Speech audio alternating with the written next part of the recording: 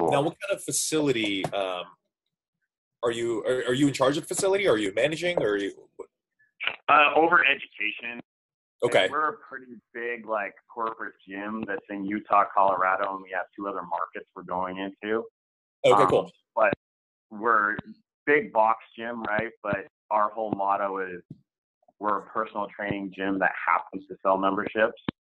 And we even have like dedicated training space that's like a big cage that's just for our clients, and turf that is just like kind of a mix between clients and so forth. But we have so much of it, it's a little bit of both. Yeah. But we still got like surrounded with us, you know, the machine equipment and cardio equipment. It's surrounded us, but Yeah. that's for our clients only. That's kind of where we're coming from. Cool. Cool. Trying to see if I can maximize your screen, but What? just so I'm not that's staring directly. I'll kind of into start your you face. guys off when you're ready. It's just Okay. basically introducing.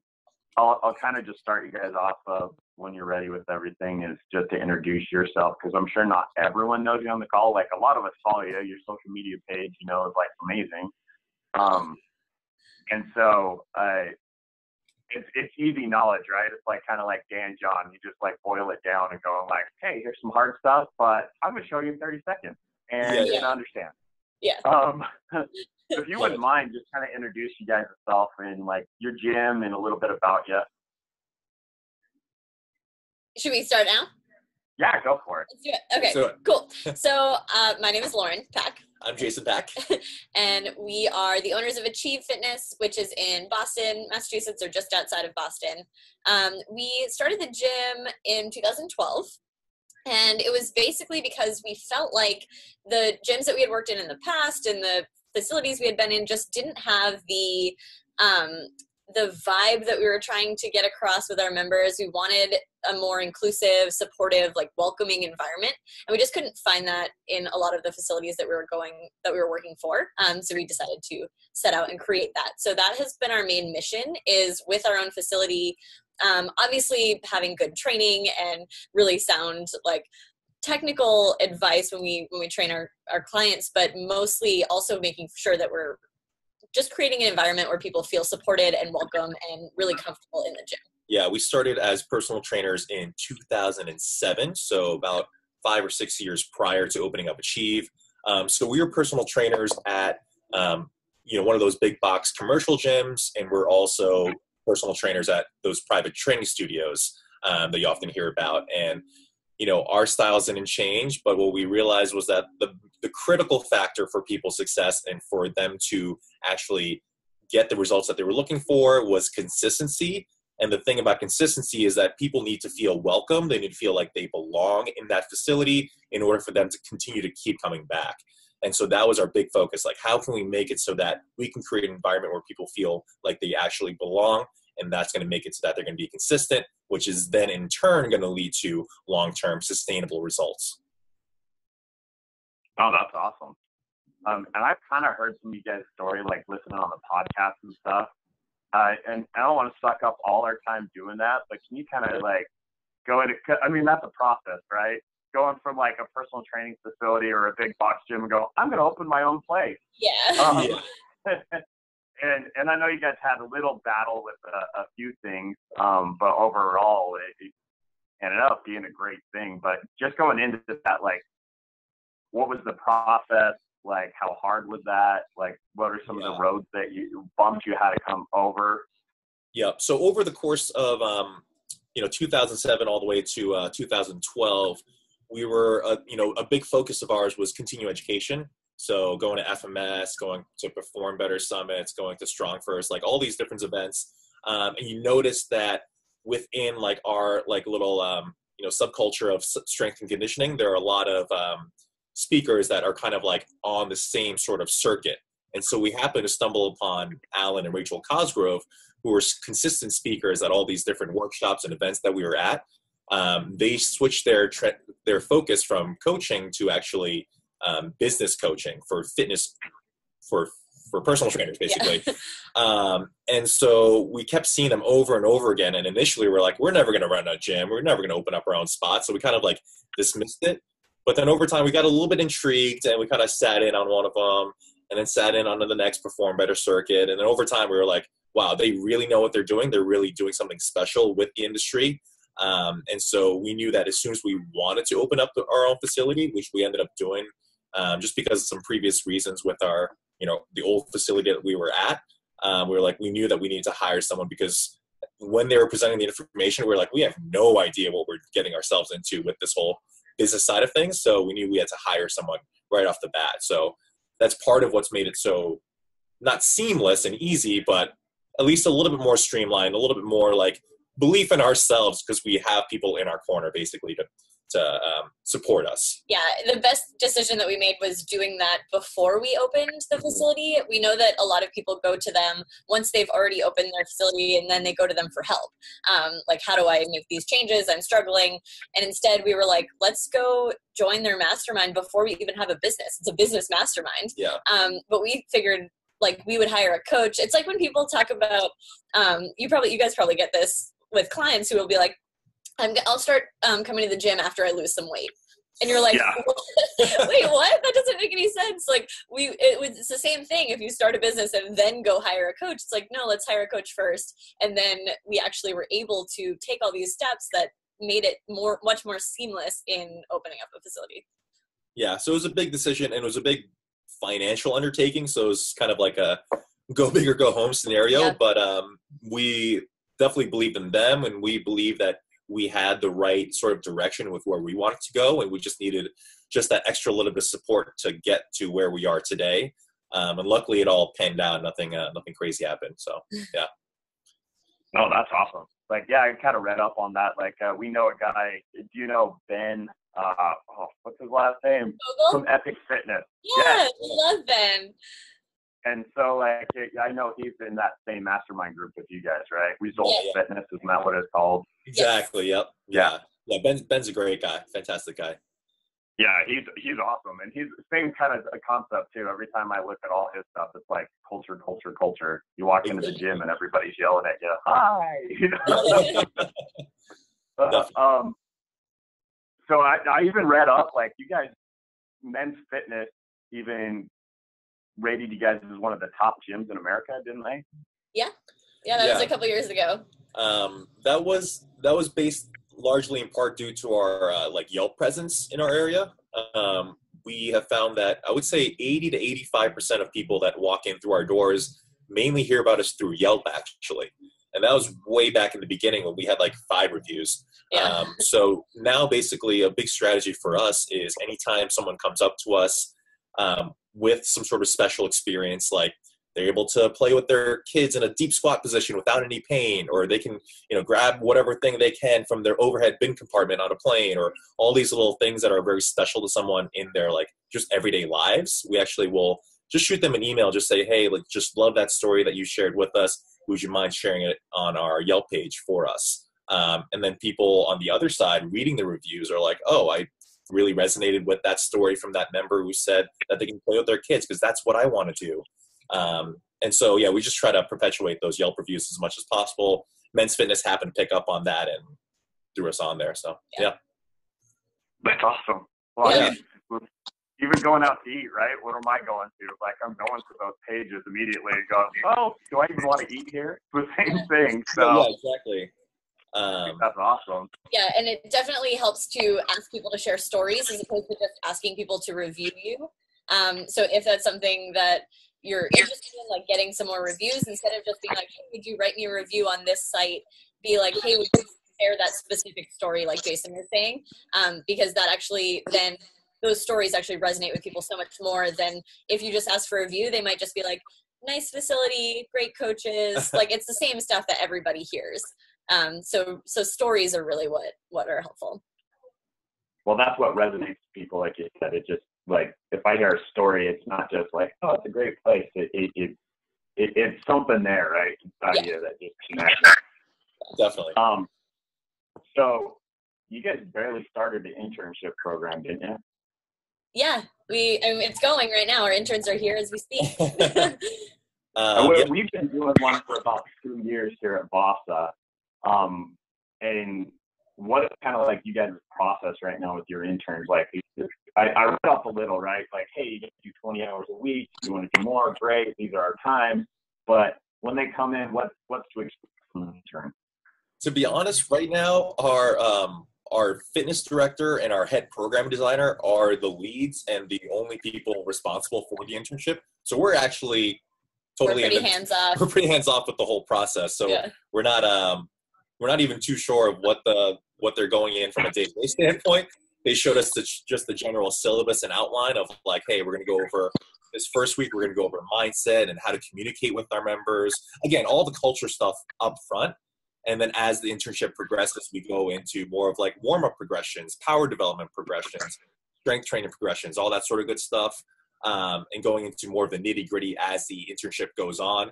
But all the first half stuff is all like heady mindset type of stuff that we just want to make sure that they're all on the same page with creating this welcoming environment, making sure that we talk to our members all in the same supportive way and not bringing in any sort of different energy. I mean, which they screened for initially anyway. Like we didn't want people that had negative energy to begin with, kind of thing. But yeah, they're more in the nitty gritty side of things.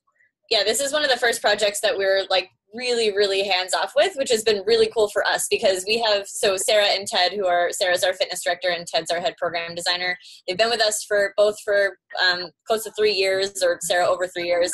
And we just trust them a lot. And we have so much faith in them and faith in their ability to do a better job in this environment than we could right now. We have our focus in other areas. And so it really was a way for us to help empower them and give them this opportunity to run with this thing 100% on their own. And it's been very, very cool for us to be able to step back and watch it all happen. And they've been doing an amazing job. So. Yeah. I mean, so we've been coaches for 11 years now. And it's a big part of our kind of like advantage and the way we do things like is built from experience. But there's also something to be said about having fresh eyes and having a more fresher approach and seeing things where they come from. So, we see things all the time where they're like, oh, they do it a certain way. And it's like much better than we would have ever created ourselves. And it's just because they have a fresh perspective, a different perspective. So, it just yields well because we're all still aligned in terms of creating the overall vision of creating a more welcoming, supportive environment for Achieve,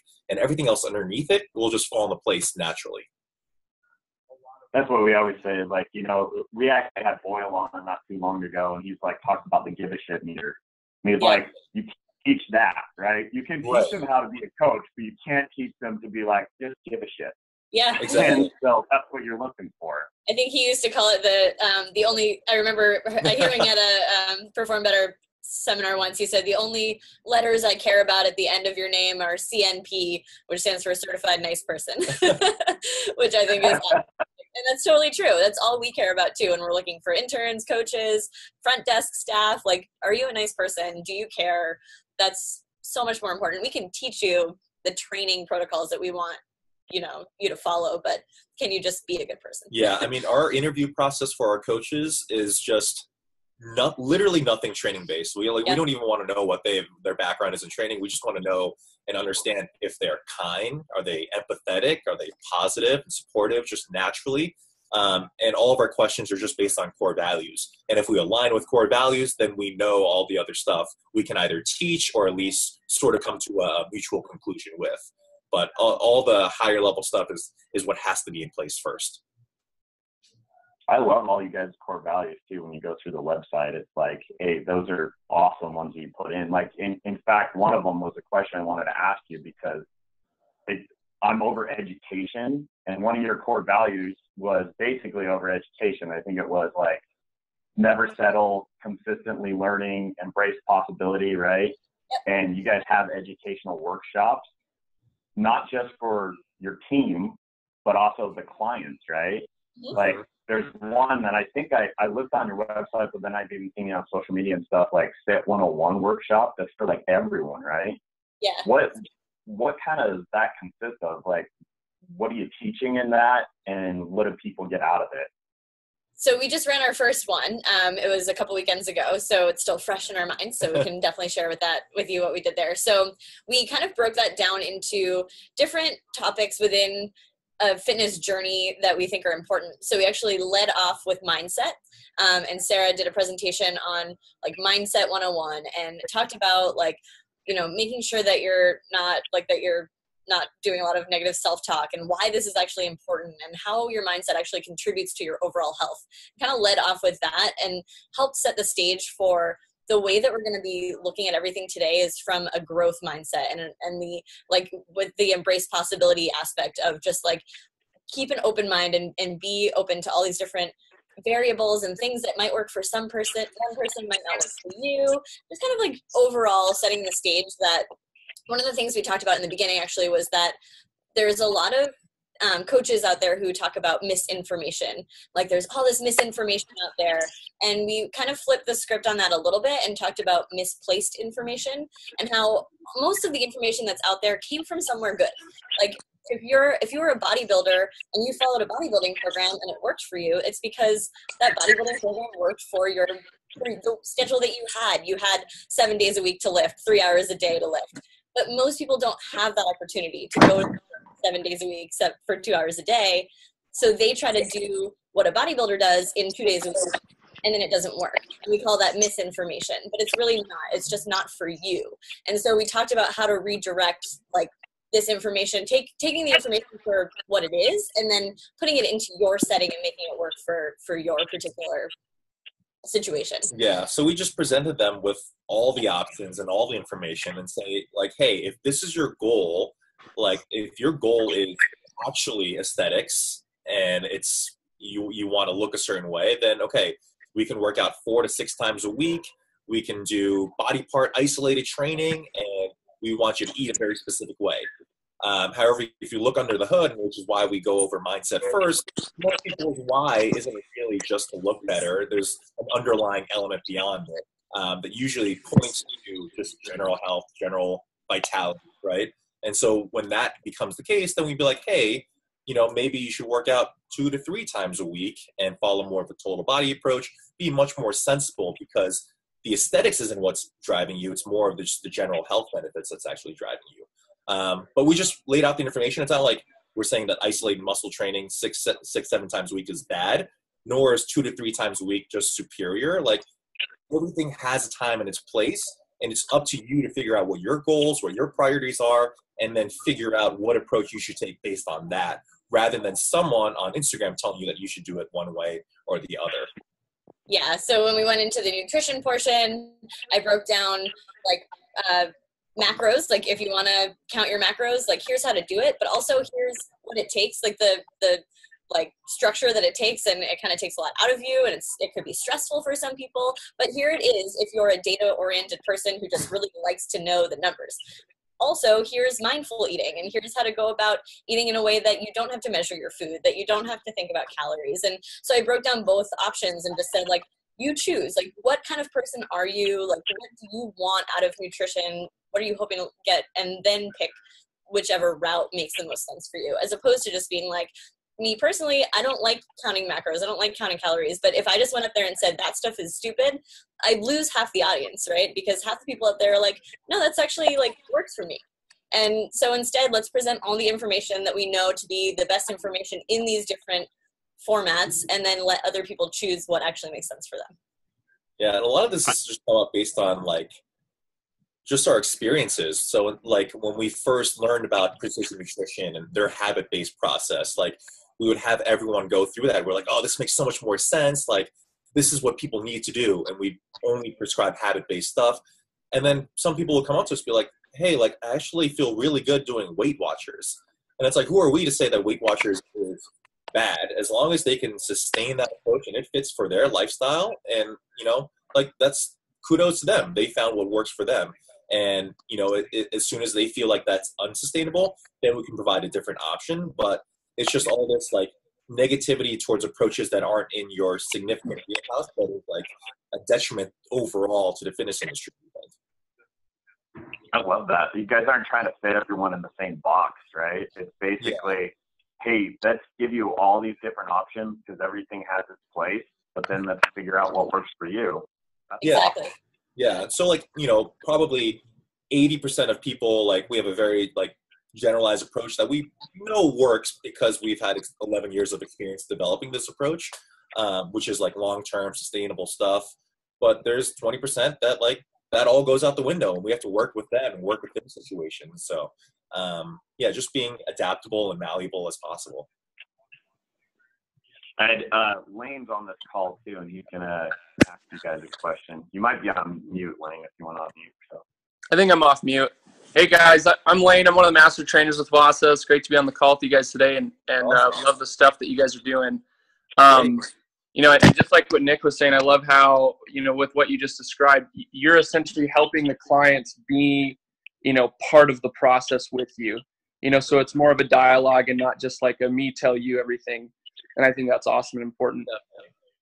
One of the other questions I had for you guys is, you know, what specific things do you go about, like, how do you go about with the way, and it's obvious that you guys are successful with this, but what do you do to like build community on purpose? Yeah, that's a great question. So a couple like pretty solid things that we always do. One is we have social events every month. That's like mandatory that we make sure that's on the calendar a couple months in advance. And it doesn't have to be anything crazy, but it's always just an option for our members to get together outside of the gym.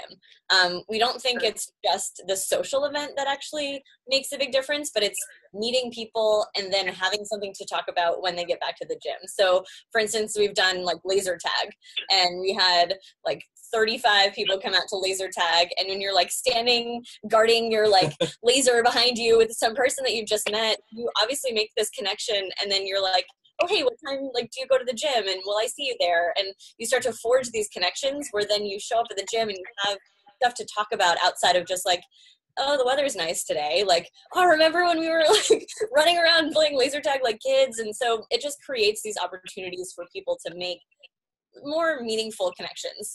So we do, some of them will be more involved, like laser tag or bowling or trampoline dodgeball. We've done those kinds of things. And some of them are more simple. We've done like a wine tasting at Achieve. We've done movie nights. But anything, once a month, we have to have something up on our board, and it says what the social event is on. We have like a events board when you walk into the gym, so everybody can see that. We have a sign up so that people can sign their name up. We just encourage people like, oh, just put your name on there. Like, just get as many names on there so people feel like, okay, there's going to be other people there. It's going to be fun. So that's number one, is just like setting something up that's outside of the gym that makes people want to go to. People want to meet each other there. Yeah. And then, you know, our model, we do semi-private training, so it's groups of 3 to 1. So it actually really lends itself well to just creating those conversations very naturally and organically. And so we have our coaches and ourselves just make sure that within each training session that we try to find some sort of commonality between the people within the group. So maybe there might be 2 people that are golfers, or 2 people that are parents, or 2 people that love knitting, or whatever it might be. Because we've developed that rapport, we understand like all the little nuances to each person, and then we can find those like connective points, and that just makes the group that much more tighter knit. So it really Jason's like a master of this. Like if he has someone who's like a grandma and then a high schooler, he'll be like, all right, do you guys like hot sauce? He'll like come up with a random question that just like makes people start to talk. So just getting them to talk to each other, as opposed to in a group setting, sometimes you can go like from one person to the next and almost treat it like 3 individuals. And we try to treat it as like, you guys are a group tonight, like let's connect you all together. Then that also gives you the opportunity as the coach to step back, not really get involved in the side conversation, let that happen, and you get to focus on coaching, which is what you want to do anyway. It's like so important. Stepping back where like, your kids are playing with other kids, you're like, oh, this is so great, and you just kind of take a step back, let them do their thing. And then we'll do things like just little things like high five trains after each class, or high five after each workout, where people will like, we'll wrap up with a session, we'll go into the office, and then the person who's wrapping up with their finisher comes into the office because they're like, okay, I'm leaving, I need my high five. And like just little details like that on a daily basis matters. Every coach knowing and every staff member knowing every person that works out by their name and saying hello every time they walk in. So it starts with all those little daily interactions, goes all the way to the monthly interactions, like Lauren talked about. And then we even have annual ones where we have an annual scavenger hunt. We've got an annual anniversary party that we do every year on January 17th, when we opened. So yeah, just like a lot of different layers that build upon each other and are very redundant in nature, so that we don't really miss any checks along the way. That's awesome. And it sounds like you guys really go out of your way to like create moments for your clients as well during your sessions with, like high five trains and things like that. I think that's awesome. Yeah, something else we do is when there's a new person in class, like if it's their first time taking a class, we have the whole class cheer for them at the end. We just do like a round of applause. We'll just be like, while we're stretching, we're like, hey, let's give Joe a round of applause. This is his first kettlebell class. And now it's so ingrained in our members that they're like, yeah, they start like clapping, and they don't even, it's just natural for them now. It used to be awkward at first. We're like, come on, like cheer. But now, at that stage, they just all do it. And so that just makes people feel really special. And they feel like, oh, I should come back. Like people appreciated that I was here. Yeah. And the big thing is like literally everyone has to be on the same page, whether that's the coaches, ownership, managers, members, like everyone has to be in it, because if there's one negative person, it's just like on a sports team, like if there's a Terrell Owens on the team, it's going to bring everything down. That's why we hire our coaches that way, hire our team that way, make sure that we have these weekly, monthly, quarterly meetings with our employees to make sure we're all on the same page, and then also have chats with members if they're bringing certain energy to the table, that we want to make sure that it doesn't manifest within the group itself. So it's just so important to have everyone on the same page with this. That's awesome. I just have one other question, kind of on a different thread, but, do you guys have, I guess, what would be called like graduate programs? Like how do you manage somebody who you've got them to a point now where they're very proficient, maybe they're very proficient in kettlebells, you've given them this awesome functional body. Do they stay in semi-privates? Do you have things where you like want to progress them into like advanced or elite things? Or, how do you guys manage that process? So we've actually been going more into Olympic lifting for a lot of our more advanced people, and also more advanced like powerlifting programs for our slightly more advanced people. If they aren't that drawn into like the strength training side of things, Lauren can speak on, like we've done triathlon groups, Spartan groups, all these other things outside the gym that we can train for functionally from a strength training standpoint, but that's not the sole emphasis, so that they can go outside the gym and be like, oh, this actually applies outside the gym as well. So we just try to find ways to keep them engaged and motivated. Yeah, so for like the triathlon, for example, like we give a program for the triathlon. We also have a program in the gym as well. So showing them how they can connect both of those things together and how the gym can enhance their experience as a triathlete. But just giving people the opportunity, like when we present it to people, we're like, hey, you've been doing this for 2 years now, like training in the gym, like let's put it to work. Like, let's see what you can do. Let's try something new. And so triathlon has been a great one. Spartan was awesome. We had like 40 people do the Spartan race, and they loved it because they got to actually see that what they were doing in the gym translates to things outside of the gym.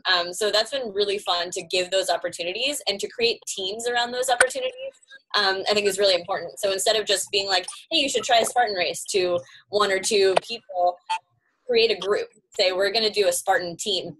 And we're going to put together like a program. We're going to train all together as a group, and we're going to race together. And it just creates this great energy that gets people excited to go out and do that. So yeah, those groups, I think, what else have we done? We've done Spartan, we've done triathlon, we've done like all the different types of like Tough Mudder, like outdoor races, just people, 5Ks, like even just a 5K group, and give them a Couch to 5K program or something similar to that. And then with the Olympic lifters or the power lifters, we did a powerlifting team as well. So we had a team go to the same meet and compete together.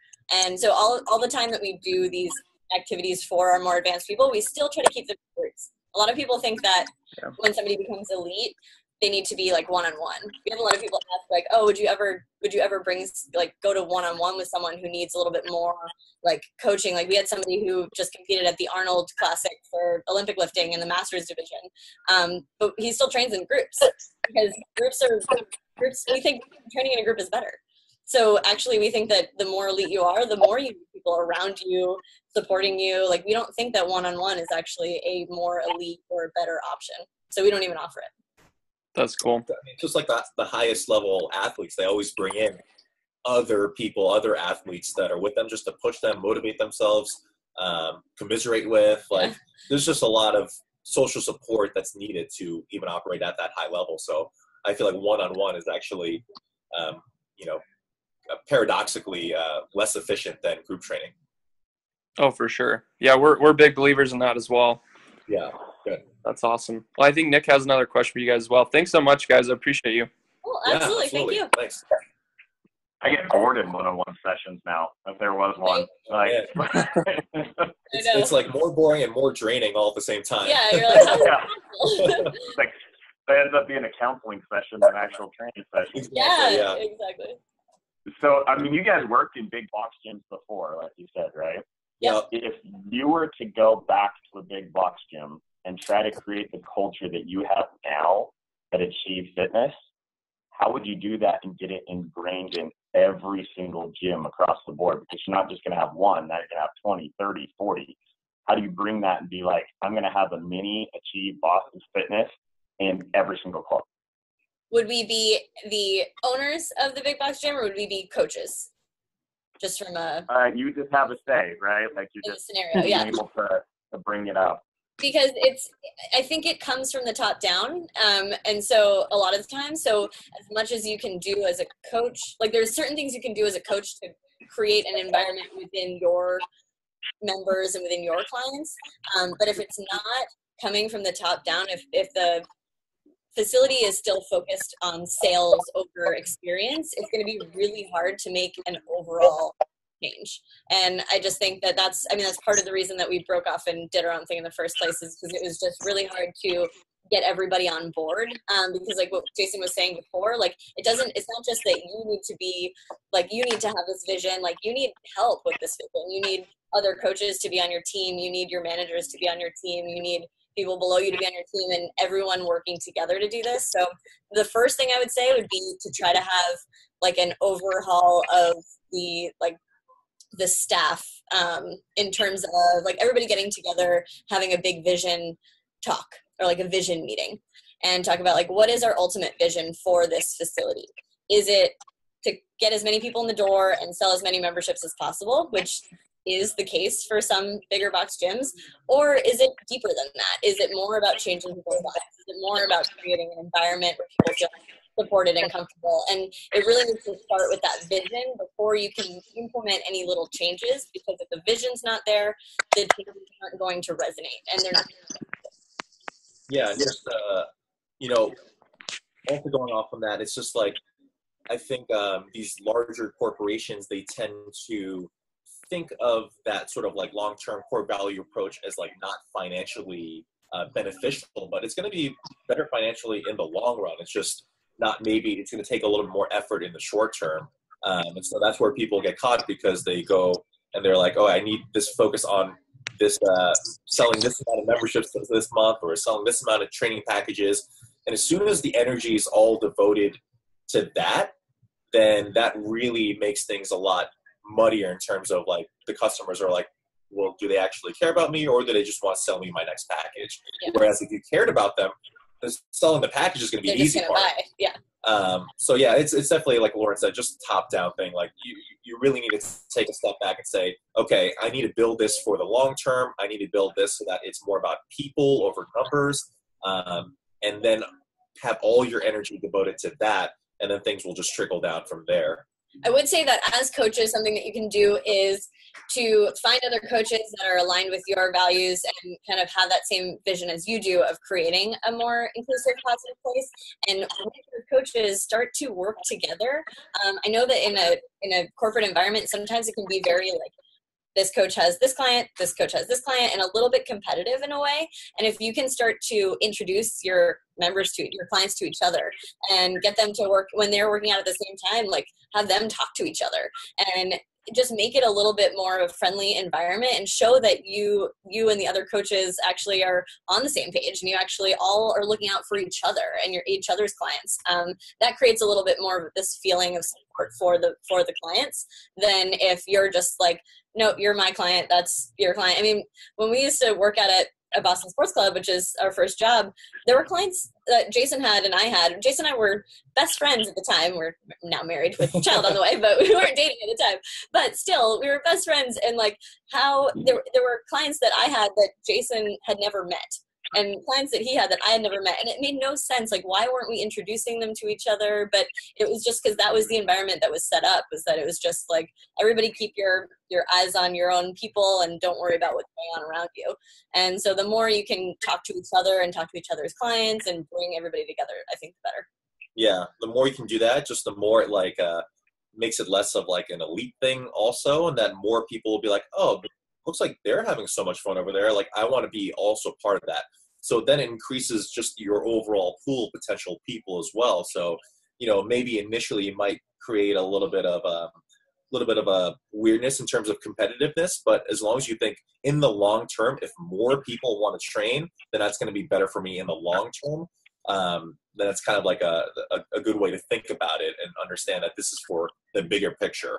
I think I read some sort of marketing book where they were like, you know, Coke at one point had like the most market share at a certain time, and then Pepsi entered the picture, and it lowered their market share from a percentage, but it increased the market as a whole. So Coke was actually better off with Pepsi in the picture because now people are thinking about choosing one or the other and not choosing Sprite over Coke kind of thing, if that makes sense. Yeah. No, I think that's awesome. Like, that's basically the clubs that we do have doing that. So the coaches that'll like, hey, I'm going on vacation or I'm sick, and somebody replaces them, right? Instead of just, I got to cancel my clients and reschedule them. They're just like, hey, you know, like Jason's training you today instead of me. Okay, awesome. And then it naturally creates a culture. It doesn't happen all the time. I'm not saying that at our clubs, but I have seen that when that happens. It's like you guys talked about, like the culture just happens itself. Because the person takes that as, oh, you're caring about me, as opposed to you're caring about you and and me staying with you. The client feels like, oh wow, you're really taking care of me by having this other coach that you trust coach me. Like, they're gonna then trust you more as a coach. Where a lot of people get nervous, like, oh, if I give my client to Jason, like, what if they like Jason better? Will they go over to him? And that fear is usually unfounded. Like, that fear is usually just your own insecurities, but really the person who's receiving that care, that level of care from you, that you say, hey, this is a trainer that I trust, you can go work with him while I'm on vacation, they're going to be like, wow, I really respect you for doing that. So it usually works the other way than people actually think it's going to work out. I mean, especially because we all know that like fitness is such like a habitual thing that one little thing could totally derail someone's fitness journey if they're early on into it. And so if you go away or if they go away or whatever might happen, in the long run, if that slows them down in terms of getting more packages and training more often, like, you want to make that as seamless as possible. So you might as well have say, hey, you know, I want Lane to jump in here this week because I'm going to be away and I want you to continue on with your process. Just makes more sense when you take a step back. Well, thanks for everything, guys. I don't want to take up all your time. I said 30 minutes, and I think we're on 30 minutes now. Cool. Any closing questions? So I appreciate everything. The only other thing I had, I mean, like, I could go on forever and ever, and I'm sure Lane's got more questions too, is what is it like when you walk through the door for the first time as a client to your gym? What do you guys do, like, as an onboarding process? What is the whole, because I mean, obviously you have a culture thing. You guys have awesome programming. Like, what's the process when they step through the door? Yeah, so we do what we call a strategy session, which is basically, it's complimentary. We don't have people pay for an initial assessment because we think this is our chance to give them like insight into what we do. And we treat the strategy session as a way to get to know the person and for them to understand the experience that they're going to have. And that is very different from what we used to do. What we used to do when we were newer trainers was have somebody come in, health history form, and then FMS, and then spend a half hour talking to them about their FMS and about how we can fix them. And that's what a lot of assessments are right now. And there's nothing wrong with that, except what we used to find was that didn't give people an understanding of what experience they were actually going to have when they walked in the doors. And that's really what they're going into the gym to look for. They're not going in to see, like, can you make my shoulder mobility 2 inches better? They don't even know that matters at this point. And so what we wanted to do instead was say, like, okay, we're still going to do a physical assessment. We still do an FMS screen, or kind of a variation of it. The first thing they do when they come in is we ask them if we can buy them a water. We have them sit down on a couch, like it's in the gym, just kind of like looking out into the whole facility so they can see everything that's going on, as opposed to bringing them into like an office or something like that. So they're out on the floor, and we just start talking to them about their lives. We're like, hey, like, what do you do for work? What are how many hours a night do you sleep? Like, getting to just questions to get to know them. Health history, obviously, injury history, but more of the questions are geared toward, like, what can we do for you? Like, how can we actually make this a good experience for you? We go over their goals, and then after we do the movement screen, we show them how to foam roll. And during that time, we're just explaining, or we're just asking them more questions. So a lot of this whole process is just asking questions and letting them tell us basically how we can help them. The more that you talk at them, the less you're going to know what program will work best for them, or even like how to quote unquote sell them at the end. So instead, let them basically tell you what they need. And then when we come back around, we'll give them a tour, sit them down, show them our training options. And we'll just say, based on what you told me, like, I know that for you, consistency has been really hard. It seems like the other facilities that you've joined in the past, you go for the first couple of weeks, and then it's really hard for you to stay on track. So we have this custom membership where you get a coaching session built into your membership every week. It keeps you consistent. You're meeting with a coach consistently. You'll feel that you'll feel like you're supported. We really think that this would be the right membership for you. So we bring it back to the conversations that we had throughout this whole strategy session and say, this is where we think we could help you the most. And then we just let them go from there. And usually they're like, yeah, I mean, that's what I said to you, right? Like, yeah, that is what I told you. That is what I need. And so it becomes basically you just repeating back to them after you've listened and really showed that you cared. This is what you told me. This is what we have set in place to actually basically solve that issue that you're having, and let's do it. Yeah, going back to like the technical side of things, like I used to be very into corrective exercise and all that sort of like nitty gritty stuff. And, you know, I would take them through the exact strict FMS, and I would go through Thomas tests and check out their shoulder internal rotation and go through Craig's test, all these different tests, and be like, okay, at the end, I can't wait to impress them with my knowledge and be like, okay, your shoulder internal rotation is a little bit imbalanced on this side, so we need to correct this and correct that and fix this. And then by that point, they're like, wow, there's a lot wrong with me, and I don't even belong here, kind of thing. And it's actually funny, too. Why we were slightly late was because I had an assessment that ran a little bit later, and one of the interns saw the assessment, and she said, hey, how come you didn't do an overhead squat there? You did a bodyweight squat with the reach. And I was like, oh, good observation. Basically, we make a game time decision and say, okay, what's going to be the test that gives me the most amount of information but still leaves the person feeling successful? And so at that time, I knew that an overhead squat would be a little bit too much. Maybe they wouldn't hit quite depth, or maybe they would be knocked off balance. So I said, hey, let's just do a bodyweight squat with the reach. That's going to give me the majority of the information I need while still making sure that they understand that they belong here and are successful within that movement pattern. Instead of making them like cut down, like you said, with, hey, here's your shoulder mobility, you suck. They're like, great, I need to get in shape again before I come to this gym, like we just talked about. Or even like the hurdle step test or the inline lunge, like we got rid of those not even quickly. Like it took us a real long time to figure out that people keep falling off the inline lunge, or they keep knocking over the kit. And it's just like, it makes this like loud noise. They feel super embarrassed. They start looking around like, did anybody see me? And our members would be awesome. They would be like, oh, I knocked that over too. And like, they'd try to make me feel better. But we were like, this isn't necessary. Like, this is so unnecessary because we can assess somebody's lunge when they start lunging. Like, it's fine to do that later on. And a lot of our programming is going to take care of so much of this stuff anyway, because we know that most people have shoulder mobility asymmetries. We know that most people can't deep squat. Like, we know these things. So we already have systems in place to take care of a lot of that stuff, so that the assessment can really be more about getting to know the person and showing them that we care about them and that we care about what their goals are, and that we can help them. Love that. Every movement is a screen.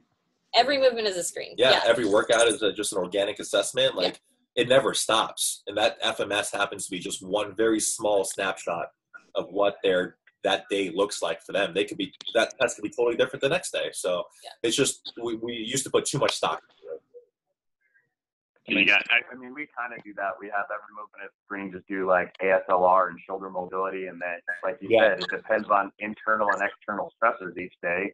You might have like one day it looks great, and then the next day you're like, whoa, what happened? Yeah. And you got to retest anyway, like during the warm up, and just kind of like, okay, this is where we're at now. No, I love that.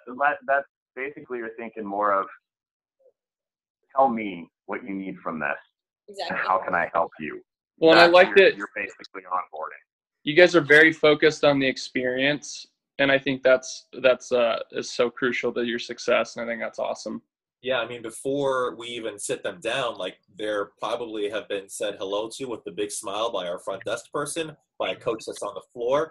We sit them down, they offer a bottle of water, like, just making it as welcoming as possible. We basically tell our coaches that anybody who walks in the door, whether it's a new member, a member who's been with us for 5 years, or the UPS guy, treat them like a guest in your home, the way that you would treat somebody walking into your house. And you wouldn't ignore someone who walked into your house. You would always say hello. You'd always greet them by name. You would always ask them if you can do anything for them, get them water, things like that. And so we're always trying to make sure that every person who walks in the door feels like a guest and feels like they're really well taken care of.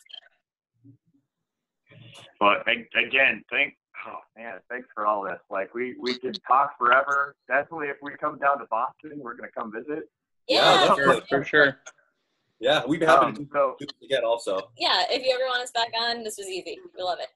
Awesome. Oh, you'll be getting a call from us for sure. Cool. So I appreciate it. If you could, I'll email you guys after and just send me an address so I can say thank you for you guys too. Like, that's awesome for you to be on the call today. Thanks for everything. I appreciate it. Like, you treated us like just on the call, just like you would if we walked in the gym. I think you just told us everything. So that's great. But again, thank you so much. Thanks for being on the call. We still got it taken care of, even if there was a client a little bit late, right? We got on the call. That's all that matters. We got it recorded. All our coaches will get it. So perfect. Cool. Thank you so much. Have a great day, guys. Awesome. Thank you, guys. Yeah. Bye. Bye.